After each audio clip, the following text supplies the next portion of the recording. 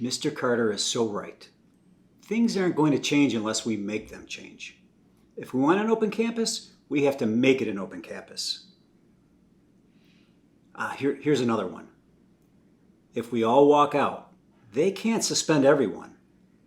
There's strength in numbers, just like Mr. Carter says. I mean, there's almost 600 comments on his blog, most of them posted in the last week. It's so frustrating to see them twist his words.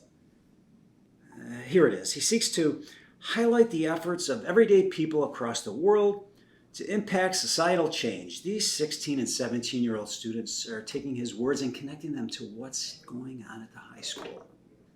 Okay, but he's talking about global events on his blog, not changes to the high school's open campus rules. Think globally. Act locally.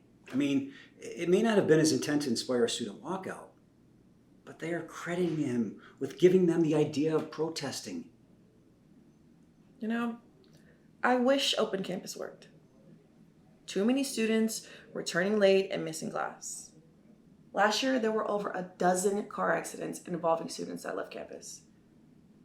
Thank goodness nobody was hurt. Everyone was on board with this change. The parents, the teachers, the school committee. Obviously, everyone except the students. I mean, now we've got 500 or 1,000 kids that may walk out of school tomorrow. We've modified our emergency evacuation protocols to handle any walkouts. Staff will be stationed at every exit to make sure that the students are safe. Yeah, well, maybe we'll get lucky and it'll rain tomorrow. Forecast says sunny and 75. So, tell me more about this Mr. Carter. I haven't heard about him bringing his politics into the classroom. Yeah, he's a regular Pied Piper with the students. I've not received one complaint about Mr. Carter. I didn't even think blogging was a thing anymore.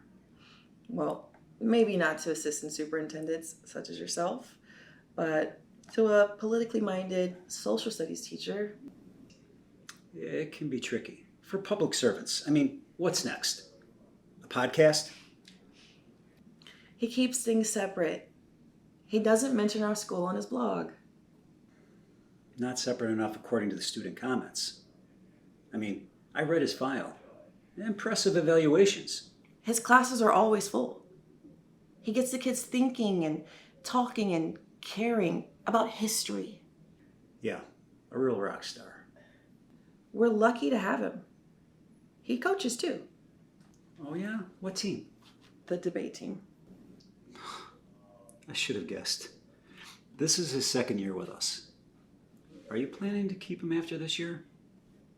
Why not? You may be sticking your neck out for someone who's more trouble than what they're worth. He's a gifted teacher. You speak to him about these comments? Yeah, he's thinking about deleting his blog. And of course you told him that it was a good idea. I told him that I personally wouldn't keep a blog, but that deleting it is his decision. It may also be his responsibility if a student gets hurt during this walkout. But he's not telling the students to walk out of class. Not directly, but this whole comment section is where the walkout is gaining momentum. Okay, look, I'm the principal, okay? So if I tell him to delete his blog, the other teachers could see that as the boss stepping on Carter's First Amendment rights. The students could see it that way too. Then what? I read your email to staff. Do we really want teachers talking to students about this? The teachers asked me for talking points. Kids are going to talk about the walkout. This way, if a kid brings it up in class, at least the teachers can deliver a consistent message. Yeah, well, some staff may go off message. Is Carter that kind of guy? He's what my father would call a stand-up guy. Yes, he talked with the students about their right to protest, but also about working with administration to express themselves in a safe and effective way. A stand-up guy. I don't know. Okay, well, Friday is the last day of classes, and students have final exams. Students who skip a class cannot make up work that they missed in that class. So tell me, what's that got to do with Carter? He has not rescheduled his exams set for Friday. So some of those same online comments are now labeling him a puppet of the administration. Oh, there are worse things. Say student protesters miss exams and fail class. Could parents claim that Carter encouraged this behavior? Let's say students get suspended for being disruptive during the walkout. Then what? If Carter gets on the wrong side of the community, life could get really tough for him. But he offered to discuss other methods of protest with the students, Such as? such as petitions and after-school demonstrations. That way, no one's walking out and missing class. If I were Carter, I wouldn't be giving suggestions. I'd be trying to distance myself from all of this. He's trying to help the situation.